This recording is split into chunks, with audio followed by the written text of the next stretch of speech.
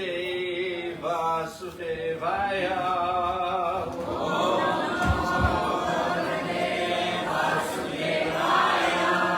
Om Namo Bhagavate Vasudevaya.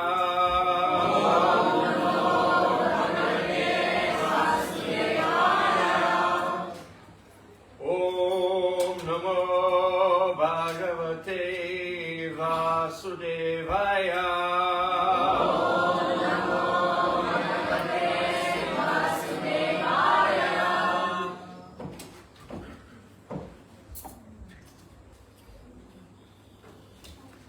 So it's nice to be back in the Hare Krishna Temple in Burbank.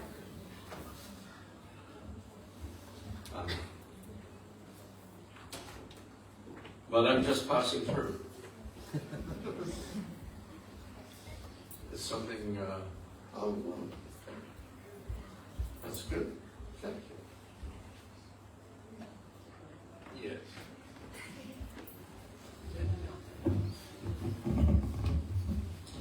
As the topic of my talk is, always remember, I'm just passing through.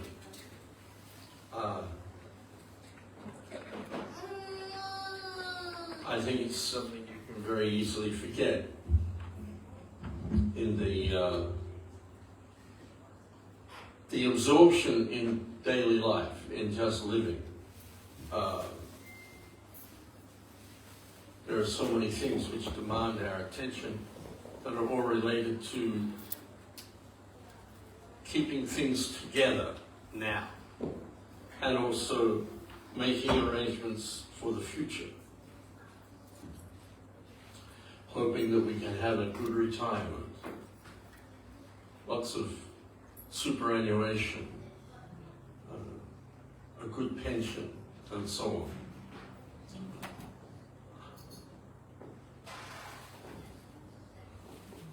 But Krishna makes it very clear right from the beginning of his instructions to Arjuna in the Bhagavad Gita that we are just passing through. That this is a temporary situation that we are in.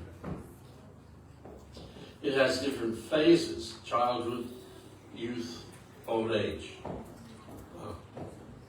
So many different things go on in those different phases of life, just as I was saying. Fully absorbing our attention and just dealing with life. I think you might have to take her outside. I'm sorry.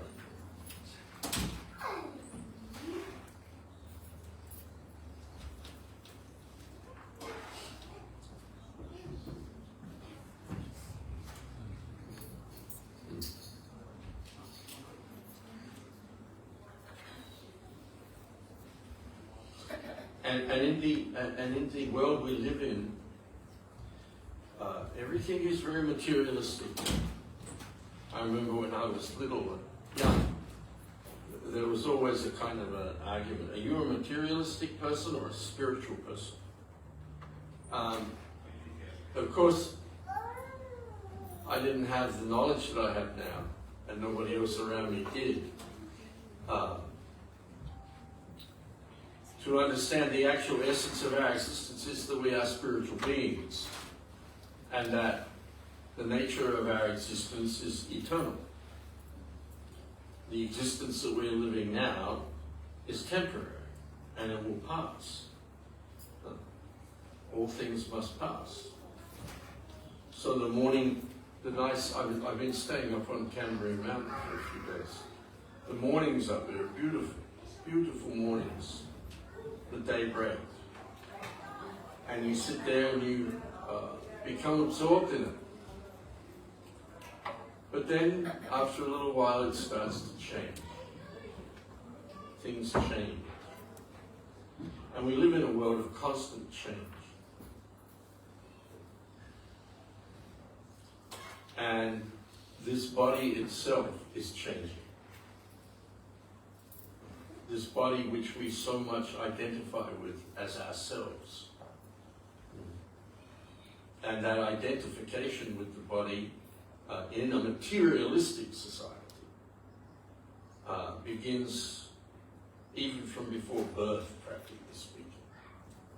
A designation is placed upon us. I don't know if I've ever said this here, but I say it a lot. When I was a little boy, 5 years old, and I went to school, this was in 1955. And at the school that I went, I think it was very common, I think it was a common thing in schools at that time, that Friday afternoon we'd all gather in the assembly area of the school, and we would have a special ceremony. It would be to do with, the flagpole would be there, and there's a way you tie the flag up so it's a little bundle, and then you run it up the pole and pull one of the strings and the flag opens. Yes? So there we were, little 5-year-old boys and girls, and we'd all have to like line up and be an arm's length away from each other. All the school would be there, from 1st to 7th grade. And the school, existed of the school band would be there. They'd have the kettle drum and the big bass drum, and mainly those two things. So the flag would run up the pole and the kettle drum would be going, and it'd get to the top, and then they'd hit the bass drum, boom, and somebody would pull the string and the flag would open. And there we were, little 5-year-olds. You'd have to put your hand on your heart and say, I am an Australian. A designation, I am an Australian. And then you'd have to put your hand up like, I honour her flag. I promise to obey her laws. And so many other things, I can't remember any more than that. Has a very deep impression. Very deep impression. So then so many years later now, there's a Qantas advertisement with the song, I Still Call Australia Home. And if I ever see that anywhere when I'm traveling, sometimes I find myself feeling very, very overwhelmed. But it all comes from that indoctrination. Indoctrination. People say we're brainwashed.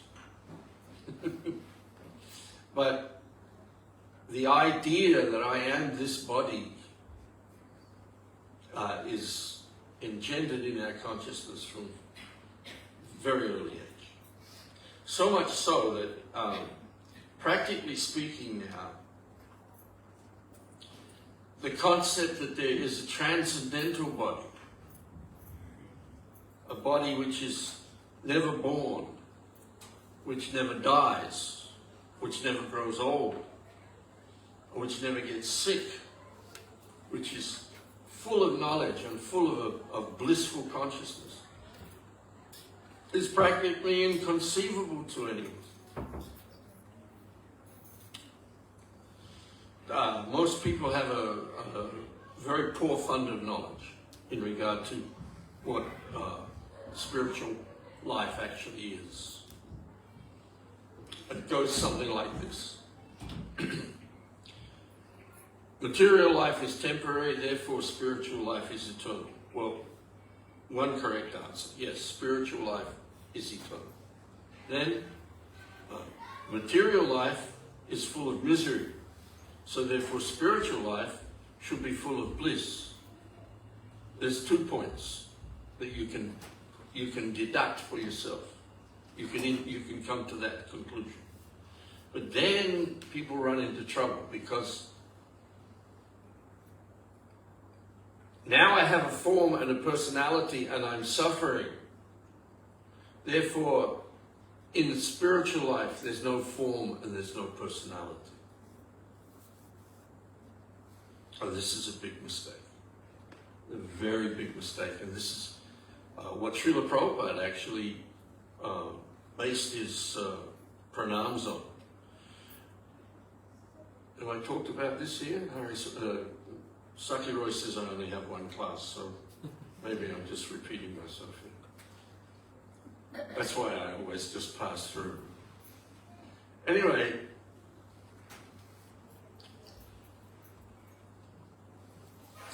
Srila Prabhupada's first pranam, Namo Om Vishnu Padaya Krishna Prashtaya Bhutale Srimate Bhaktivedanta Swami Niti Namane. That's a generic pranam. Whoever your spiritual master is, you put his name in there. But the second pranam, and you see, all gurus have a second pranam, which actually defines the nature of their mission. So we see with Srila Prabhupada, Namaste Saraswati Devi. He's the disciple of Saraswati, of Bhaktisiddhanta Saraswati Thakur, who's a very powerful preacher. Gauravani Pracharane means he's preaching, he's propagating the teachings of Gaura Hari, Gauranga. Nirvishesha Sunyavadi Paschatya Deshatarine, in the Western countries which are full of impersonalism and voidism. Not just the Western countries, the whole world now. The whole world is gripped by an impersonal conception of the Absolute. And it leads to all kinds of craziness. Even in religious organizations now, the concept that God is a person is practically laughed out. But we are eternally persons. We are eternally people. We are eternally individual, conscious personalities. And the Supreme Personality is the source of everything. The Supreme. It's very interesting how Srila Prabhupada presented Krishna, the Supreme Personality of Godhead.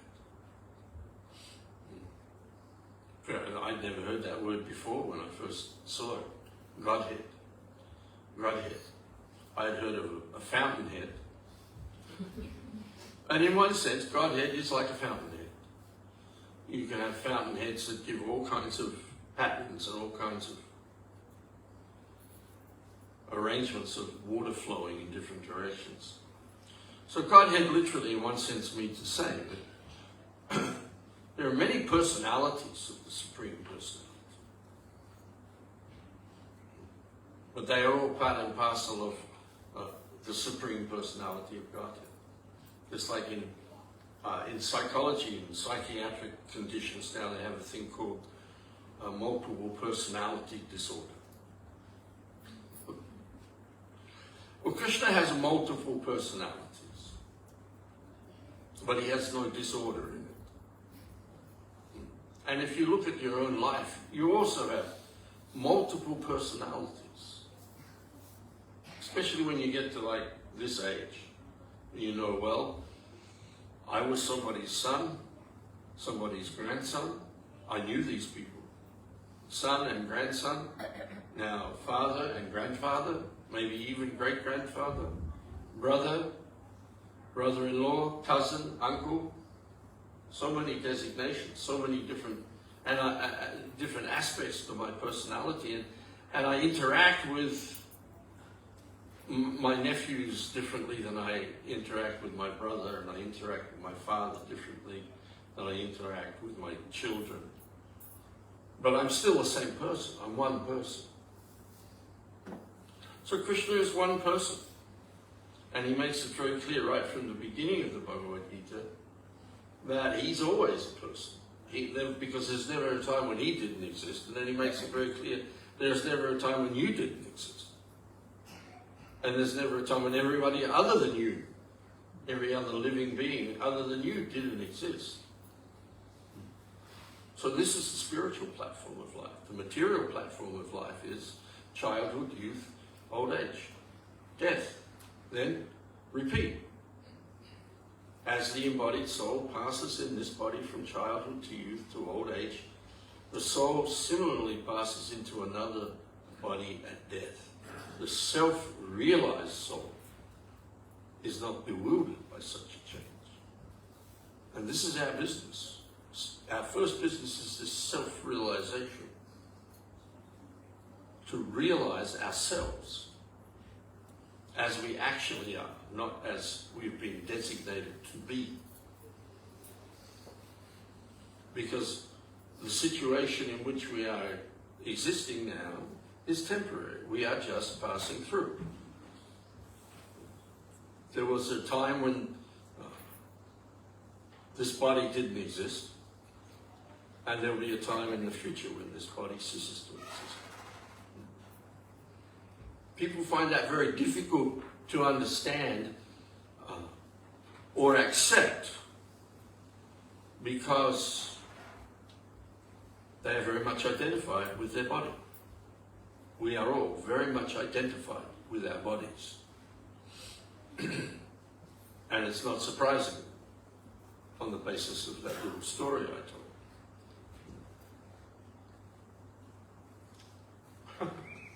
Even now, right now, the Indian cricket team's here.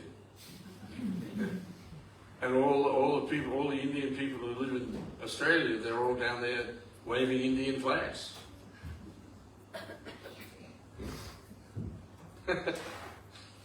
Actually, I saw a thing. I was visiting some people recently, and they were watching the 7:30 report on the television. There was a thing about young boys playing cricket in Australia now. There's so many young Indian boys playing cricket in Australia and getting trained. And they were talking to this man who's in charge of it all. He said, yeah, he said, probably in a generation, most of the Australian cricket team will be Indian boys. So are they Indian or are they Australian? Well, the point is they're neither. But all this designated life is a huge, huge distraction for us in this human form of life.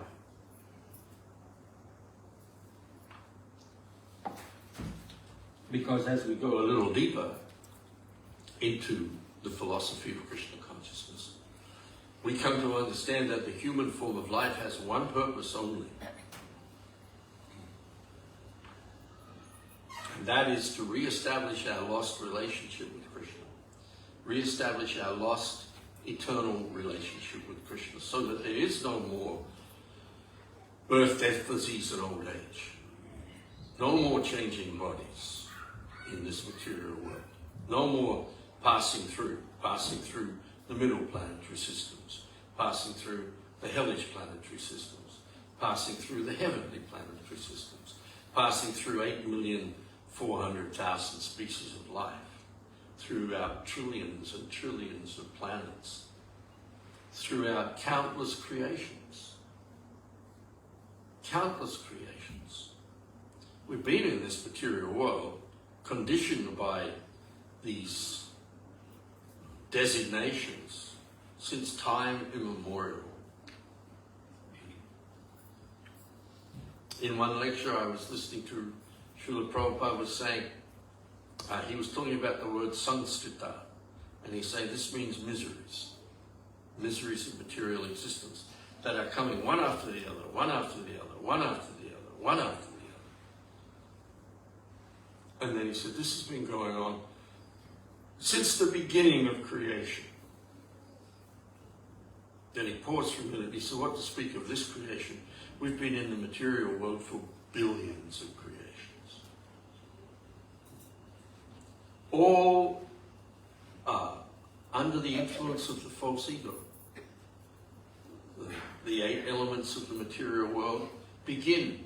Our involvement with the material world begins from the most subtle level, and that is the covering of false ego. The most subtle and most malleable element of all is false ego.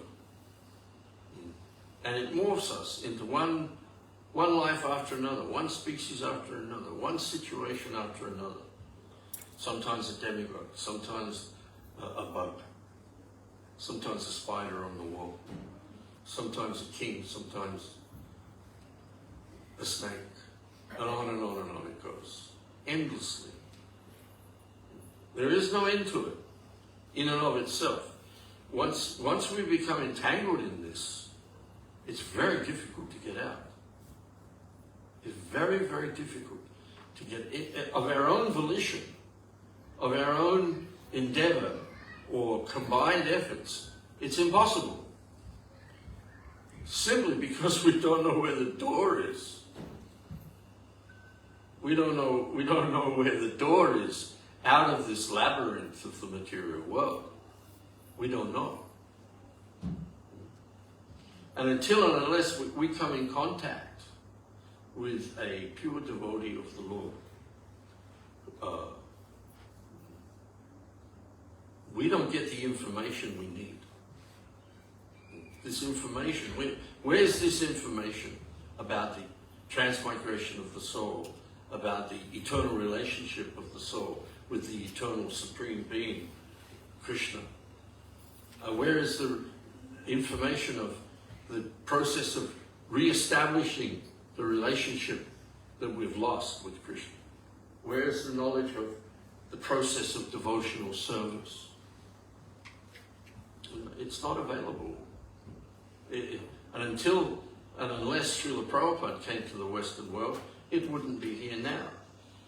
There'd be partial knowledge, just like I was recounting at the beginning. You're not this body, you're an eternal living being, your nature's blissful, and so on. But no understanding that in the spiritual world, there's relationship.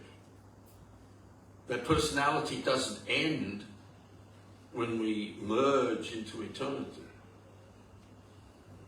None of this information would be available.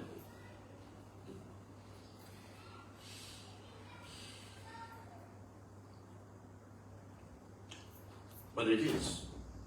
Now it is available. And by Krishna's arrangement, you've all come in contact with it.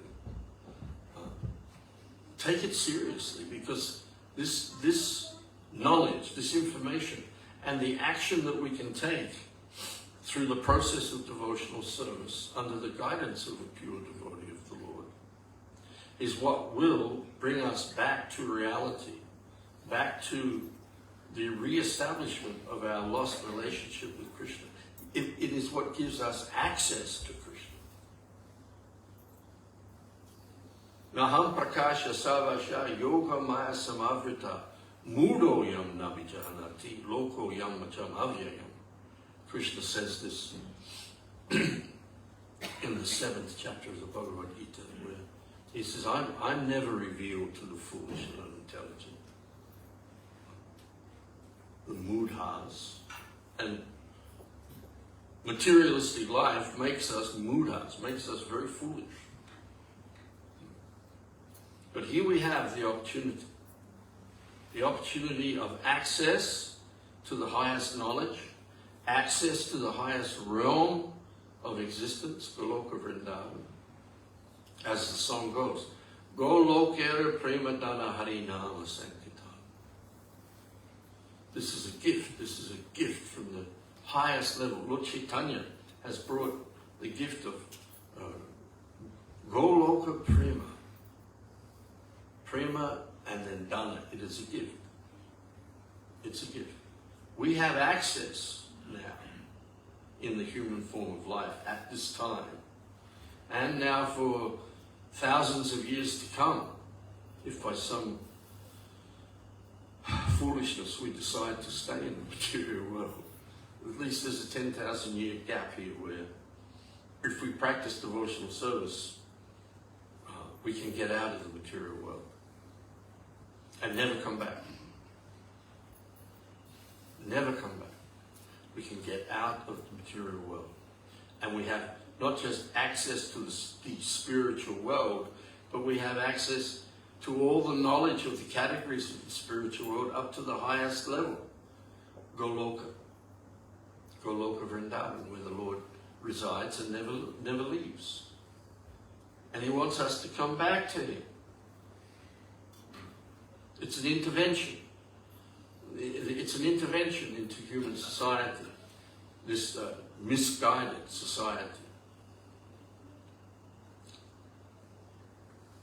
What is Bhagavatam described as? Bringing about a revolution in the misguided, impious lives of this world's misguided civilization. So it's giving us an access. Access is very important in life. You can't access things willy-nilly. Like you can't access the Prime Minister. You can't just go and see the Prime Minister. You have to get access. There's a way of accessing. So the big danger with our disease of attachment to material life is that even though we have access to the highest realm of existence, we simply make this an accessory to our lives now. Rather than making this the focus of our lives, we make it an accessory to the life that we're living now.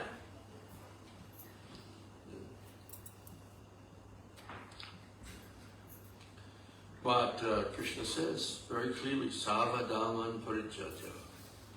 You give up all other forms of dharma and just surrender to me. Just surrender to me. Earlier on, he says something very important. Chetasa savakamani mai sanyasyamatpara buddhi yogam upasyacha machchita satatam bhava machchita savadurgani mat prasadat tarishyasi ata chetvam ahankaram nashroshasi vinanshasi. In all activities, you just depend upon me and work under my protection in such devotional service. This is devotional service. The essence of devotional service is depend on Krishna in everything and depend on His protection. He makes that very clear. You take to this devotional life sincerely and seriously. From within your heart, you surrender to Krishna. And you begin to depend on Krishna for everything. And Krishna says, I'll protect you. I'll protect you. And we know the saying, if Krishna wants to kill you, no one can save you. If Krishna wants to save you, no one can kill you.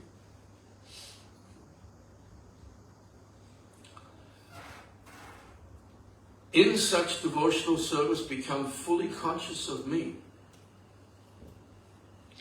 If you become conscious of me, you will cross over all the obstacles of material life by my grace. But if you do not hear me and act out of false ego, then you will be lost. This is a very important junction in our sojourn in this material world. We have the human form of life. We have the ability to hear this philosophy, assimilate it, and practice it, and realize it. Realize it in our own lives, that this is the absolute truth. This is not just some religious faith. This is the absolute truth. It's got nothing to do with any ethnic or bodily designation. Krishna is the Supreme Personality of Godhead. Krishna is the Father of all living entities. Krishna is the dearmost friend of all living entities. And He gives us this information very early in His teachings. You're just passing through here. Nothing is yours. Nirmama nirahankara. Nothing is mine, not even this body. Nothing is mine. Everything belongs to Krishna. Everything is controlled by Krishna. Just because we've forgotten Krishna, it doesn't mean Krishna has forgotten us. And indeed, we're all here because Krishna's brought us here. Ishvara sarvabhutanam hriddesha tishtati. I'm directing the wanderings. I'm situated in the heart of every living entity, and I'm directing their wanderings. There are no accidents. 50 years ago, when I was on the street in Melbourne, it was no accident. Somebody stopped me and gave me a Bhagavad Gita and the first volume of Srimad Bhagavatam. That wasn't an accident. That was an opportunity. Krishna gives us opportunity. Just like with Arjuna. He says to Arjuna, I'm teaching you this today. I'm revealing this knowledge to you today because you're my devotee and my friend and can therefore understand this. And in the purport, Srila Prabhupada says, Krishna has selected Arjuna for this. He selected him to be the recipient of the Bhagavad Gita, the teachings of the Bhagavad Gita, and he's selected him to be the hero of the Battle of Kurukshetra. But he doesn't force this on Arjuna. In the end, he says to Arjuna, so what are you going to do? You can do whatever you like. So what are you going to do? And Arjuna says, well, now I'm firm and free from doubt. My illusion is gone. And now I'll do what you want me to do.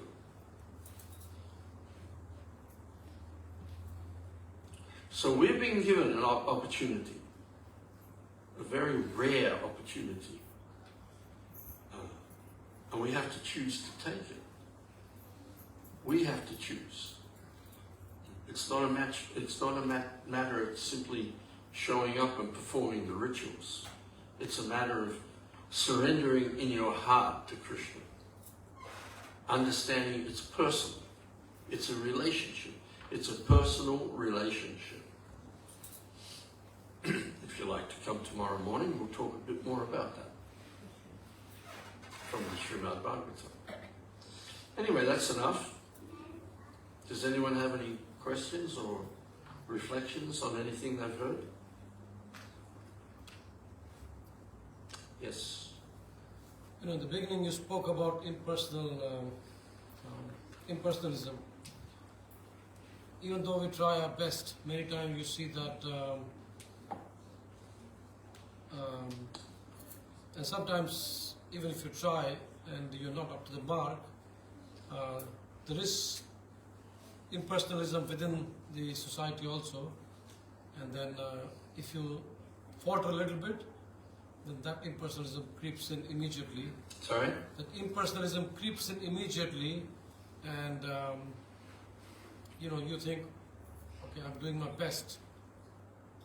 Is there any opportunity for me to get a benefit or doubt somewhere? And this goes on for quite some time in our spiritual life. Yeah. How do we sort that out? Practice, practice, practice. Did everybody hear the question? Yes. Could you explain it a bit? Well, he's saying this impersonalism, as it says, everything is permeated to some degree or another with the ultimate conception of impersonalism. And we see it creeping into, we see it within ourselves and we see it within our society.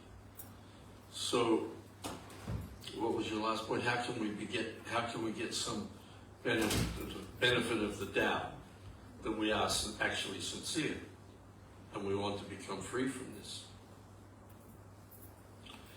Well, the first thing Krishna says to Arjuna once he starts talking about yoga in the Bhagavad Gita, he's actually talking indirectly in the first 6 chapters, indirectly for most of the time, and then now and again he makes a very direct statement.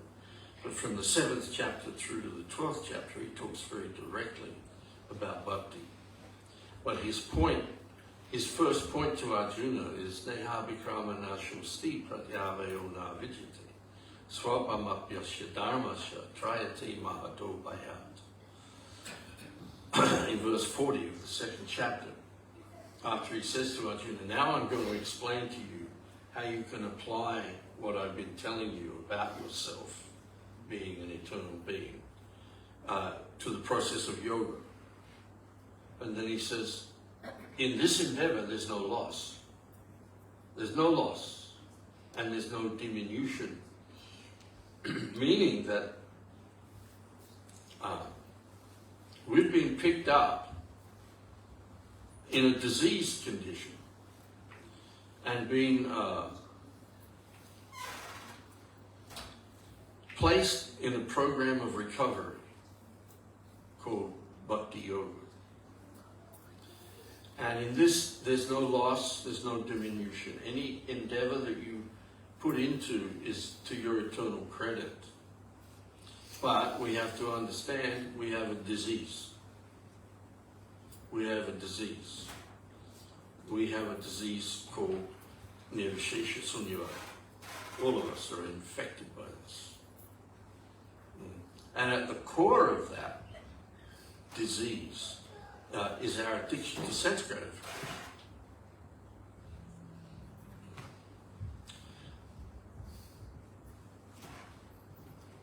But you must never give up the practice and the practice of Krishna consciousness and the process of purification through the following the rules and regulations of bhakti and hearing and chanting the glories of the Lord. These activities are gradually purifying our consciousness, but our consciousness is contaminated. If you want to hear a bit more about that, come to Bhagavata class tomorrow morning. But all of this adds up to, if you're serious and sincere, then you have to understand, or you have to practice humility. Truthfulness begins with humility. But I'm in a fallen condition. I'm contaminated by so many material attachments. I've turned away from Krishna and basically denied his existence. That's a deep subject. That's a very deep subject. But the only way forward is to remain engaged in the practice of devotional service in the association of pure devotees. And never give up, no matter, and also never reject anyone who may be lagging or fallen in any way. These things are very important to understand, because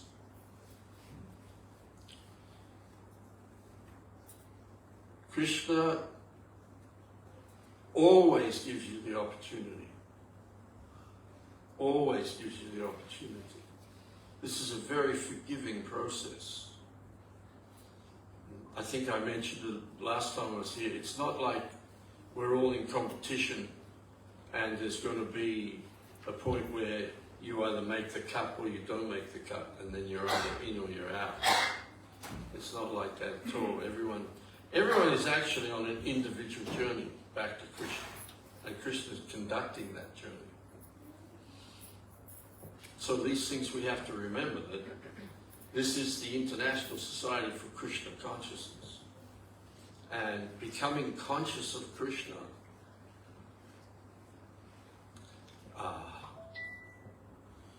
gets more and more subtle as time goes by. Being aware of the presence of Krishna in everything, and therefore becoming a personalist. But everything what does Prabhupada say? The last thing Prabhupada, practically the last thing Prabhupada dictated for the Bhagavatam. It's in the movie Your Ever Well-Wisher, where Prabhupada is lying, and he's lying on his back, and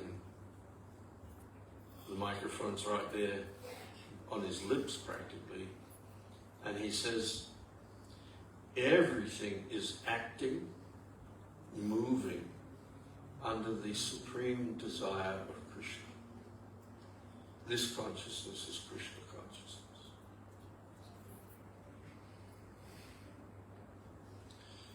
Impersonalism and voidism arises from total forgetfulness of Krishna. So the more we can remember that everything is acting and moving under the supreme desire of Krishna, the more personal we'll become. The more we'll accept ourselves as persons, and the more we will deal with others in a very personal way. But you put progress over perfection. If you're always trying to be perfect, you'll never be able to jump it. You never get over that high bar. It'll always just be a little too high for you. You'll take a jump at it, but you won't make it. But progress, what is? Forget the past that sleeps, and there the future dwelleth all, but act in times that are with thee in progress, ye shall call. So it's a progressive process. It's a gradual process. But it is definitely something that works. It's a process that works. But you have to stick with it, no matter what happens. Is that all right? It's easier said than done. Sorry? It's easier said than done. I just being devil's advocate. No, it's true. It's easier said than done. It's easier said than done.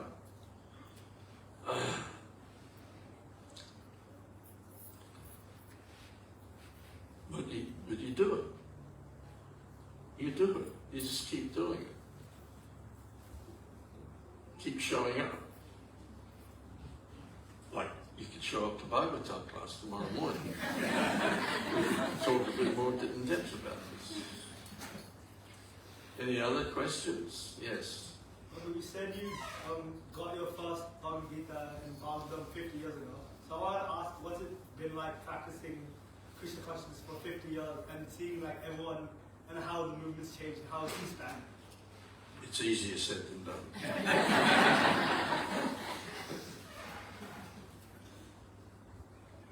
It's difficult. It's simple, but it's difficult. It's a very simple process, bro. Prabhupada, he said to one God brother once, this Krishna consciousness is so simple you can miss it.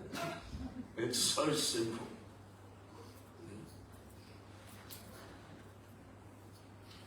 But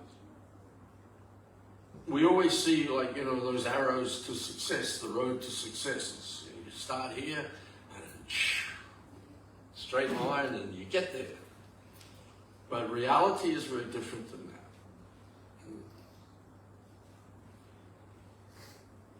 that.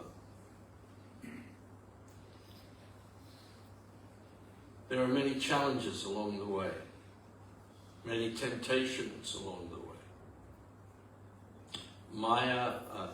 Maya never gives up on you. Prabhupada talks about the relentless onslaught of the material energy. Excuse me, relentless. It never stops. Maya never stops. Pitiless intrigues of Maya. So, as time goes by,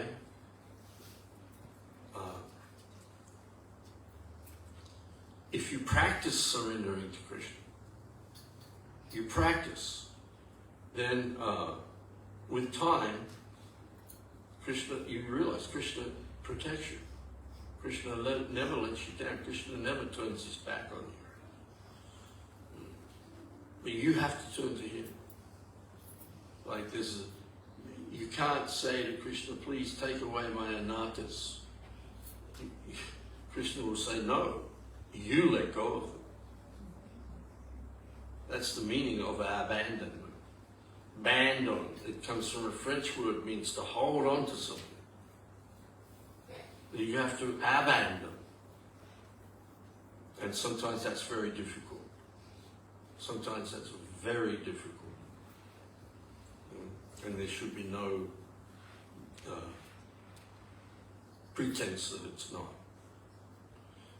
But the process of sadhu sangha, association of the devotees, will always carry you through. Always remain in the association of devotees.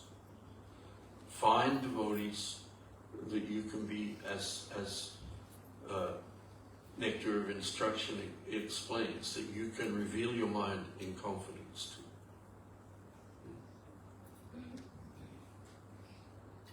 to. And never give up.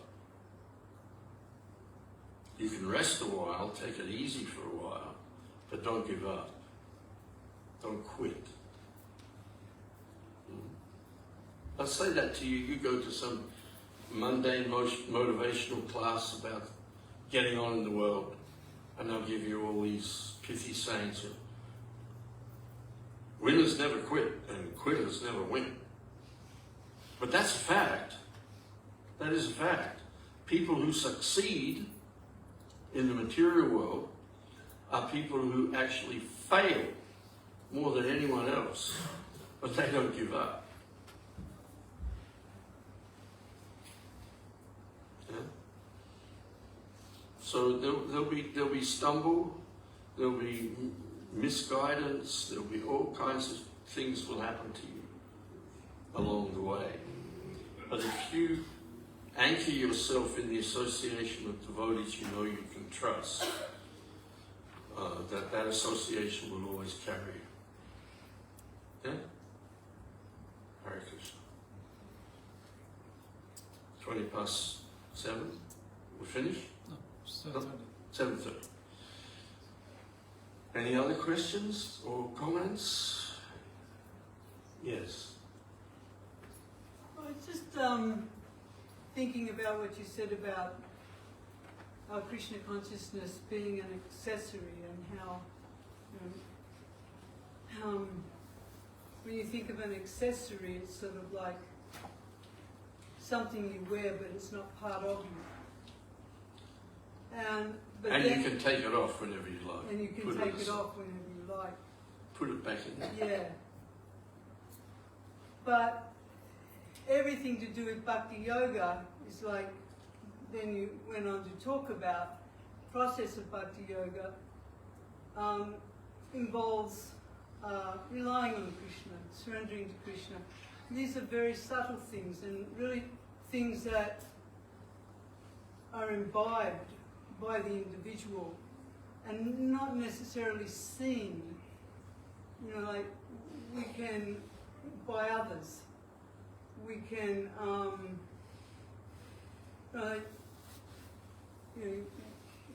say 50 years ago, our understanding of Krishna consciousness was very active, so to speak.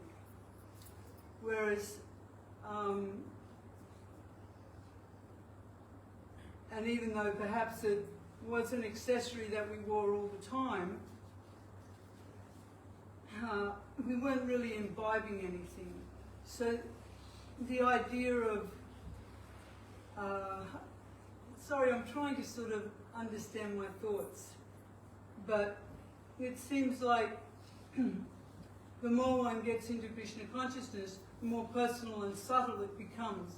It changes your, because I was also thinking in regards to your question, Prabhu, it changes your concepts of how you see things. Something may appear as a complete disaster, but actually you don't see it as a disaster. You see it, how it's, it's an opportunity. Like, when we pray to Krishna, we're, I'm in this terrible situation. We're not like, it's not like praying to demigods. We're not asking for something. Get us out of this terrible situation and give us a nice situation. We're sort of, it's more like, give me the intelligence to understand this situation and how it will get me closer to you, my dear Lord. So it becomes a very sort of, I guess I'm just kind of making a statement. It sort of becomes a very subtle part of our life, even though it may not apparent. It becomes an integral part of our life. Integral, thank you, yes. You can't live without it. Yeah, yes. And the more you change the way you see things, the more the things you see change.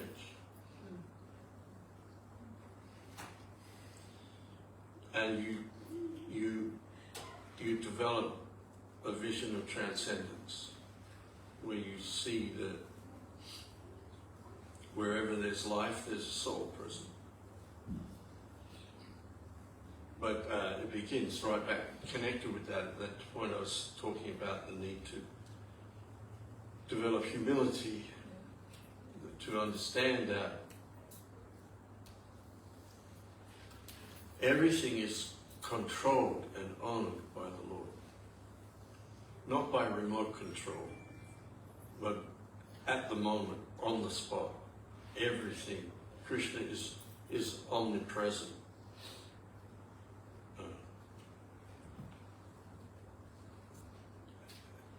In the 18th chapter of the Bhagavad Gita, in the 13th, 14th verse, first of all, Krishna says, now I'll tell you the 5 elements of any action according to Vedanta. And then he says, those 5 elements are the Kshetra, your body, your senses, you, the many different endeavors that you engage in, and ultimately, the Supersoul. So, gradually, we're coming out of a dream situation. We're always in the presence of the Lord. But we don't realize that immediately. Because we're conditioned souls. We're conditioned to think and act and perceive in a particular way. So, Prabhupada always stresses this is a gradual and proportionate process that goes slowly. Our problem in many regards is that we live in a very passionate world, and we're very passionate. And many things that, like 200 years ago, we wouldn't be sitting in an air-conditioned room with fans and electric lights. But all these things come into activity just by flicking a switch. So becoming Krishna conscious is a gradual and proportionate process. And we have to be very patient with ourselves and with others in this regard. But time tells the story. Time tells the story. Thank you for that. Anything else? All right. So we're having Bhagavatam class here tomorrow morning. And we can discuss these things in much more depth. So, anyway, very nice to be here. And I'm very inspired by the way you all take everything so seriously here, but at the same time keep an air of fun. I like that. Hare Krishna. Hare. Srila Prabhupada ki jai. His Grace Bhagavatasrya Prabhu ki jai.